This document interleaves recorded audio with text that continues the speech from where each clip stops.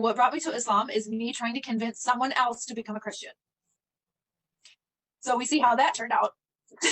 So I was living in Hollywood at the time, and I was a production manager for like TV and film, music videos, this and that. And I was very Christian, and I was like teaching Sunday school, all this. And there was a colleague of mine that worked on this HBO show with me, and he was Muslim. And I was trying to convince him that he should come to church with me so he could, see the truth, of course. And yeah, and he was like, thank you, but I'm not at all interested in that. And I said, well, who cares? It's like, you're not signing a contract for life. Like, just come to church one time. It's like an hour on a Sunday. Like, it's not going to kill you. If you don't like it, don't come back.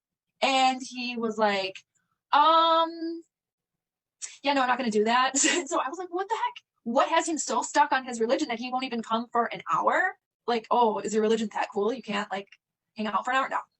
So I said, all right, listen, I have a Bible and I can quote Bible verses to you all day long, but it doesn't affect you because it's not your book.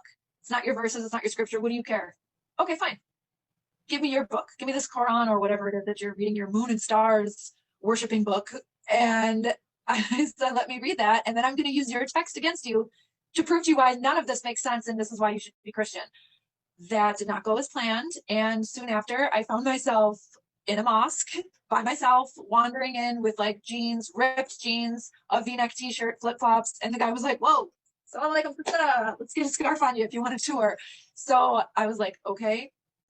And before I knew it, I was just blown away by the truth of this book that I was supposed to be using for research only.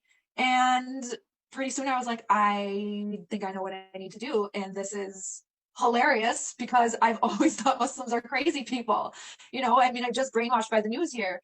And, I didn't know anything about it. I thought they were just doing some like ritual stuff and blah, blah, blah. I didn't know what was going on. And so when I start reading the Quran, I see all these questions that I've had in Christianity for so long. All of them were answered. And I'm like, wait a minute. You guys know about Adam and Eve? You guys know Moses too? These are our guys. I'm Christian. These are our dudes. Like, why are you like, you should know about this. How do you guys know? Well, I didn't realize how similar Islam is to Christianity. And I'm thankful that I knew as much as I did, because otherwise, had I not known those stories, I would have probably been a little hesitant. Like, okay, you're telling me this guy throws a stick down and all of a sudden it's a snake? All right, okay. No, thanks. But I already knew these stories from Christianity. So I was like, wait a second. You guys know he parted the Red Sea?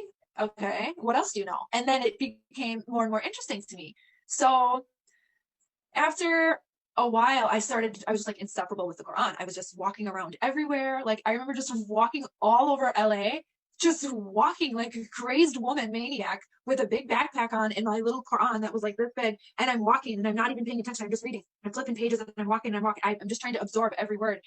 And then I was like, that's it. I gotta go.